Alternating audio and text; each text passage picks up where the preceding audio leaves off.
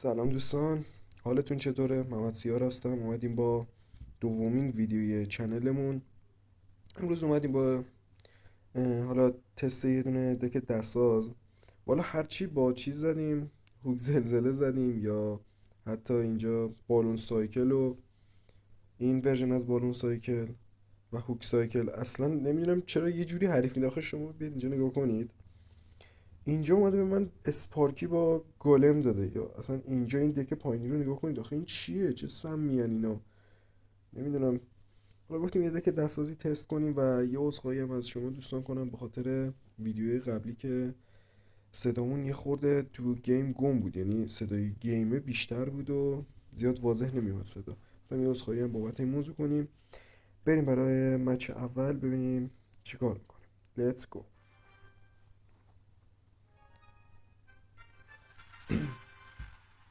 عذر میخوام. خب این حالا چی میاد؟ میپکای هیرو، یعنی هر کسی که این سیزن رویال پس زده به جرئت میگم، یعنی مطمئن باشید اگه رویال پس داره حریفتون بدونی تو دکشه، اصلا شک نکن به این موضوع. خب میذاریم اینجا دفاع میشه رو هریم، مشکلی نداره. یه دونه مگانایت. خب الان اینجا میتونیم یه دونه حمله خوب بزنیم چون کارت خوبش کشیدیم. اینجا اگه بخواد مگانایت دفاع کنه دیگه برای میچسبه. جاینت میدونم هیرو اوکی. یه بولداک میذاریم وسط، جاینت رو حذفش کنم. خب اون ورن دوباره بخواد مگانایت رو دفاع کنه، این ور اکسی کم میاره، ما هوگو میرسونیم دوباره. اوکی همیشه اینجا گوبلین احتمالا بزنه، یه دونه لاک بزنیم. خوبه. تاور سمت چپ رو گرفتیم ازش. مینی پکاش هم نهایت به چسبه یه شات، بیشتر فکر نمی‌کنم بزنم. خوبه. الان آخ خوبه. حریفمون همینجوری داره میریزه. مچ الان جوریه که تک طرف هم دست سازه. هیروش هم تو این مچ یه دونه شاید بتونه فقط جاینت کمکش کنه و الا هیرو مینی پکاش با وجود گاردی که آوردیم و حالا فایکرکری که میتونیم کمکش استفاده کنیم یا بولدارتی میتونیم پشت سر گارد استفاده کنیم، فکر نمیکنم راه به جایی ببره مگه پشت جاینت بخواد باشه اتک بده و کمی اذیتمون کنه. یه دونه هوک روی پل. گستسته اومد. خب اکسرش دوباره تقریبا خالیه. به موقع رفتیم هوک پستش هسته اومد مجبور شد دوباره اکسیر بده. خب اینجا یه دونه مگانت میرسونیم. اکسیرم دوباره باز شد. اوکی یه دونه ویزارد. اوکی اینجا دوباره یه دونه گارد میرسونیم چون مینی پکاش رو زده دیگه. به گارد الان چرخونه که بیاد دستمون نیازی نداریم. جاینت رو رسوند. اوکی یه دونه فایر کرکر ایوون میرسونیم پشت سرش. خب اینو میشه دفاع کرد ولی احتمالا تاورمون شاید معلوم نیست، شاید بره و شاید میدن. اینجا دیدید که به راحتی حذف شد گسته باش به فایر کرکر رو. مگانت نمیرسه به تاور تعریف. اوکی با اسپل میگیره مشکل نداره. الان تیر به دستمون اینجا میتونیم اتک بدیم. یه دونه گارد روی کنون. خوبه بولدارتو میرسونه. مینی پکا میاد. مینی پکا خیلی ضعیف. چه مینی پکایی بود زدی داداش؟ بگانه دو تاوره و تمومه دیگه. تموم. خب میگم دک دست ساز بزنید الان انگار جوابتره تا بخواید یه دک کلاسیک جهانی استفاده کنید. ما هوک زلزله مایتی ماینر زدیم جواب نداد. الان البته اول سیزن هم هست، فعلا متا معلوم نیستن، دکا معلوم نیستن. حالا من وجدانن طرف گالم بازی کرد اصلا انتظار اینی نداشتم که بخواد مثلا پشت سرش اسپارکی بازی کنه. میگم دکا الان اول سیزن زیاد مشخص نیست کی به کیه. یه دونه بولر هسته. این گسته طرف دست کارتمون یه خود خوب نیست، الان نباید بولر اینجا مینداختم مجبور شدم. خب میرسونیم اینجا گاردو. یه دونه برل گوبلین. مینیون ستایی. مینیون ستایی یکی از کارت های گیمه واقعا. یه دونه از کارت های گیمه که به شدت رو مخه، به شدت هم خوب دمیج میده و خوب اذیت میکنه. یعنی برسه رو تاور 3 شات تاور میخواد که بندازش، مگه اینکه تاورتون یه لول بالاتر باشه. و این دیگه اگه رو مخ نیست پس چی؟ مرسی ویزارد. داره دمیج میده از پشت. اوکیه. نایتش حذف میشه اونجا، دوباره ویزارد دمیج میده. عالی بود. خب گسش میزنیم خورده بدین سری جلوتر، یه دونه کرکر از ته با مگانت باید بگیریم احتمال زیاد. ببینیم چی بازی میکنه پشت سرش. خب اینجا دیگه مجبوریم که برسونیم گاردمونو. گس رو ول میکنیم، یه دمیجی میخوریم اینجا ولی خب اوکیه. بازم دو طرفه میکنیم. الان طرف مجبوره که یه طرف رو دفع کنه. خب سمت چپش میره احتمالاً. لاگ هم زده، الان اکسیر خالیه. اینجا یه دمیج خوب میگیره دوباره. مرسی هول. مرسی گودیدارت جلدو از کرد. خب الان بخوایم بگیم رویال جاین یا همون آرجی یکیه که میتونه تو لحظه بازی رو براتون برگردونه. یعنی اگه جاینتش به خوبی دفاع نشه میرسه رو تاور و کارتون تموم. حالا اینجا چون ما سمت شب جلویم بعد سعی کنیم اول تاور سمت شب رو از حریفمون بگیریم، یعنی که حریفمون دوره میخواد اتک بده. تاور سمت شب رو بگیریم بعد بریم روی راست. خب اینجا میرسونیم مگانت. خوبه دید گفتم که میخواد دوباره اتک بده. این هولش میدیم عقب. اینجا بولداتمون اگه زودتری بزنه تا لاگ نرسیده بازم خوب. خب ما هم دوباره اتک میدیم اینجا. یکی گفتم برسه جای این دوتا کارتون سخته، به راحتی نمیتونیم.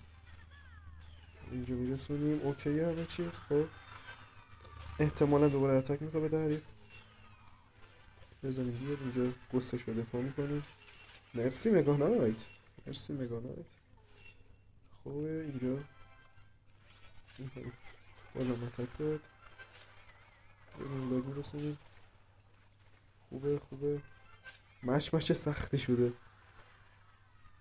این مگانایت. خب اینجا دوباره وقت اتکه. خوب میرسونیم. اینجا یه دونه گارد که نره روی تاور گست.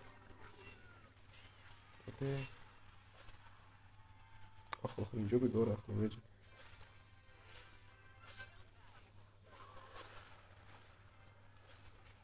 ببینید میگم آرجی اذیت میکنه اینه الان. آخ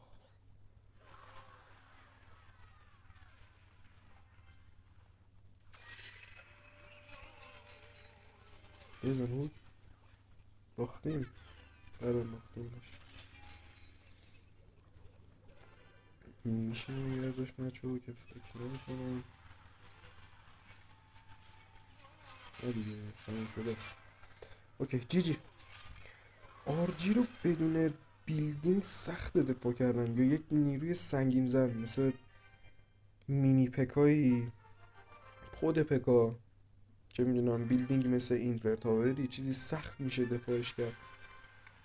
اینجا هم طرف لاگ داشت، ما هم بیشتره دکمون خورده ریز و کلا میشه گفت که مچاپو داشت دیگه. مشکل نداره میریم برای مچ سوم. حکومت طرف اینجا با گارد و فایر کرکر دفاع میکنیم. ویزارد دستمونه. خب اینم آیس اسپیریتش. آخ کین تاورش فعال شد، مشکل نداره. هوب سایکل اگه اشتباه نکنم اینم دوباره. بله هوب سایکل خوردیم. ببینیم چیکار میکنیم. هوگو میرسونه دوباره. اوکی میذاریم بیاد بالا، بعد با مگانایت میگیریم. مگانایت روی هوگ. ماسک هیرو. خب اینجا یه دونه آخ 16 بود فایرش. شد جریان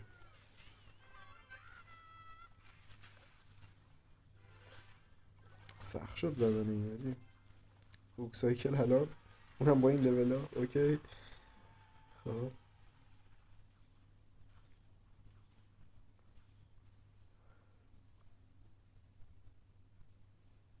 لاگشو که نداده، سخته الان زدن با این کینگ تاوریم که فعال شد.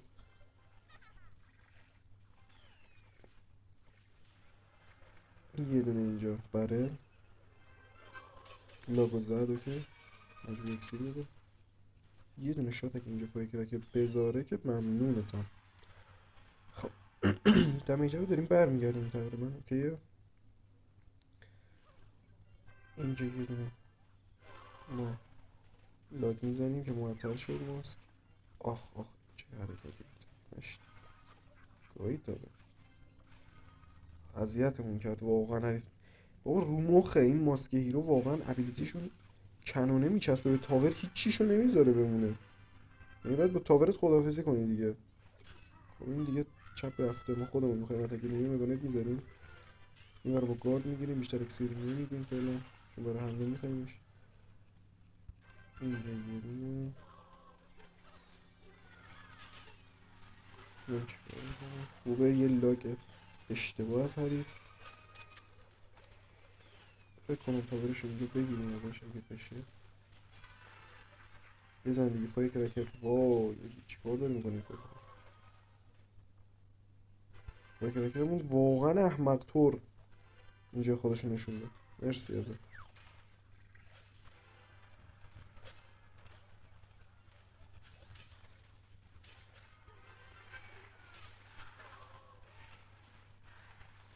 برس بود. وای آجی فایر کرکر چرا اینطوری کرد. خب اینجا گارد میرسونیم. آخ آخ آخ آخ تموم شد. نمیشد کاریش کنیم اصلا. این فایر کرکر ایورو رو من انداختم تاور رو بزنه، همه رو زد الا تاور. یعنی چرخید هرچی اومد زد. چه میدونم کنون و ماسک و تاور کینگ تاور وسط و همه رو زد، اون تاور رو نزد. بزن دیگه بابا چیکار داری میکنی. اوکی کنم با اکانت خودمون میومدیم یه خورده بهتر بود شرایطمون الان. میچه 16 میرسونیم ایدراک. ایدراک 12 احتمالا مال سیزن قبل بودن، داداشمون ندیده بوستش از بین رفته. اوکی خب اینجا سریعتر تا ایدراکش نرسیده ما باید بکار اینجا بزنیمش با گار. برو جلو برو جلو. اوکی یه دونه لاگ هم اینجا میزنیم روی ویچ که فعلا به رقم معطل شه، زیاد دمیج نخوریم. خوبه خوبه. اینجا چون زیاد اکسیر داد و زپش هم زد، اون دو اکسیر هم داد، ما یه اتک میدیم عالیه. بازم باید اکسیر بده. خوبه میگم که زد دو شد دیگه، از این بهتر نمیشه. ویزارد خیلی خوبه. همین که اون آرچرای پشت نایت رو حذف کرد باعث شد که ما زیادتر اکسیر خرج نکنیم. اینجا یه بولدار دیگه کافیه برای دیفایر نایت. بازم اتک میدیم برای اسنوبال میزنه حریف. خب اینجا 4 اکسیر داد، به راحتی دوباره با گارد دفاع میکنیم. این پکاشو خیلی داره اکسیر خرج میکنه حریفمون. جلویم ازش حداقل 3-4 تا اکسیر جلو. خوبه. اینجا دیگه باید اتک بدیم. نایتش دستش الان، ولی خب ما دیگه ترجیح هم باید الان با مگانایت دفاع کنیم چون کارت دیگه بذاریم باعث ضررمون میشه، چه تو اکسیر چه تو دمج خوردن. خب اینجا ویچ نایتش هم دستشه احتمالا. خوبه. بزن فایر کرکر. خوبه خوبه. فایر کرکر آرچر رو بزنیم که نه، فایر کرکر کلا رو مخه، چه برای حریف چه برای کسی که تو دکشه فرق نمیکنه. دق کشتون میکنه قشنگ.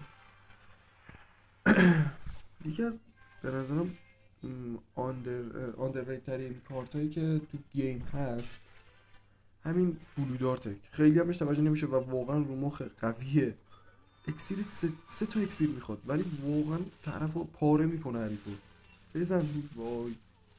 اوکی خب شارژ برای میدم که ماشاءالله دیگه داره تموم میشه و اینجا یه دونه مکانیت میرسونیم. خوب شد. دفاع جمعه اینجا که یه گارد دسته برسونیم فعلا. یه دونه بود جلوترش برو بریم. میذاره برسیم این سری تاورش بازم دلغک بازی میخواد دراره. خب این سری میگیریم تاور ازش میرسونیم اینجا. یه دونه بولدارت اولوشن هم میذاریم تا بیان پای تاور با اون فاگر که فعلا درگیر میشه. خب اینجا دیگه دفاع رو میگیره بولدارت رو بزنه. عالیه. اینم از مچ چهارم. این دو مچ قبلی واقعا هوک سایکلت اصلا خیلی مفت اون کنون ماسک چسبید به تاور. یکم که اولی گیم واقعا دست کارتمون خوب نبود، اذیت شدیم تا مثلا کارتی رسید دستمون که بتونیم راحت دفاع کنیم یا بتونیم از اون طرف حمله کنیم.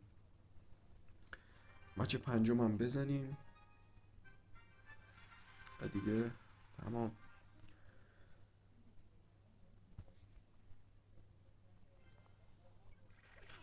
یه دونه کارت مگانایت اومده حریف. اینجا بازم بهتره دست کارتامون تا اون مچی که جلو اود سایکل بازی کردیم. خب اینجا کنتا بره، بعد اونور اکسیر داده نایت هیرو. اوکی خب میذاریم بیاد اینجا. ما یه دونه مگانایت میذاریم. آخ الان اونور خود سخت شد دفاع نایت هیروش. دو طرف تور شدیم اول گیم. مرسی. اب نداره. خوبه. خب هم که تاور ندونیم بازم خوب بود. اکسی رو عقبیم از حریف. باید حواسمون جمع باشه. خب اوکی مرسی. بالاخره فایکرکر یه حرکت درست زد اینجا. این اسکاجون که رو تاور برسه. با کارت فعلا دفاع میکنیم. یه ضعفی هم که حریفمون داره جلوی ما اینه که کنون تاوره. یعنی ما خودت زیاد داریم مجبوره با هر حمله ما حتی از سمت مخالف با یک گارد هم که حمله کنیم مجبور میشه که بیاد و اکسیر خرج کنه. خب اینجا مگانایتش ابوه یه خورده اذیت میکنه مگانایت ابو. بهتر که دارش خیلی بزرگ بزن. اوکی بزن. واو این مگانایت ایو نمیمیره. خب یه دونه هوک میرسونیم با برل گوبلین. مرسی. حریف که از سمت راست بازی کرد. این ورتاور احتمال زیاد رفته. اینجا بازم دفاع میکنیم چون برای اون 100 دمیج اسپلی رو نکرده. باید اتک بده تا بگیرش. فعلا من اسپلی ندیدم ازش. خاطر همینه که تاور رو نگه داشتم وگرنه اینجور مواقع نیازی به دفاع نداره دیگه.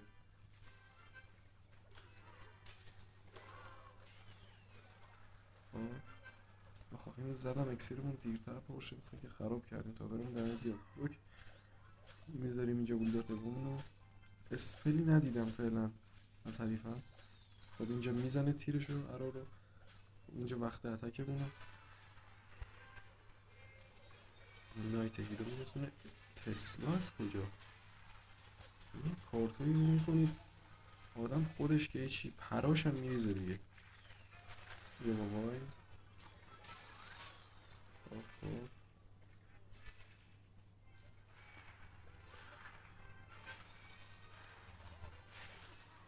اینجا نایت هیرو رو میزنه. ولی ما از اون زرنگتر اینجا لاگو میزنیم میبیریمش. مینی پکاش دستشه با تسلاش. باید بذاریم مگانایتمون بره بالاتر. اینجا یه دونه با برل میرسونیم. مگانایت ایرو اینجا اگه یه شات بندازه فایر کرکر که اوکیه دیگه. مرسی عالی بود. اولش دمیج زیادی خوردیم یعنی دو طرفه شدیم اکسیر کم آوردیم ولی بازم خوب تونستیم جمعش کنیم. مچ از دستمون در نیومد. خب دوستان حالا میگم ما دک دستاز تست کردیم بهتر بوده تا دکای جهانی فعلا چون اول سیزن معلوم نیست متا چی هستن معلوم نیست. طرف الان دیدید یهو تسلا رو کرد یا اون دکی که نشون دادن 5 ستاره شد 400 تا وایلد کارت مثلا نشون نداد که طرف یهو تسلا داره. شما دیدید 2 دقیقه از گیم رفته گیم آخراشه طرف تسلا رو کرده اونجا برامون. یا مثلا اون دکی که نشونتون دادم گالم با اسپارکی مثلا اینجور چیزا هست تو گیم. حالا بازم براتون گیم پلی کلاسیک چالش که زدیم با جاینت اسپارکی هیرو رو ادامهش رو براتون میذاریم. 6 وینی که رفتیم جلو. مخلص همه دوستان امیدوارم خوشتون اومده باشه. با اجازه یا علی.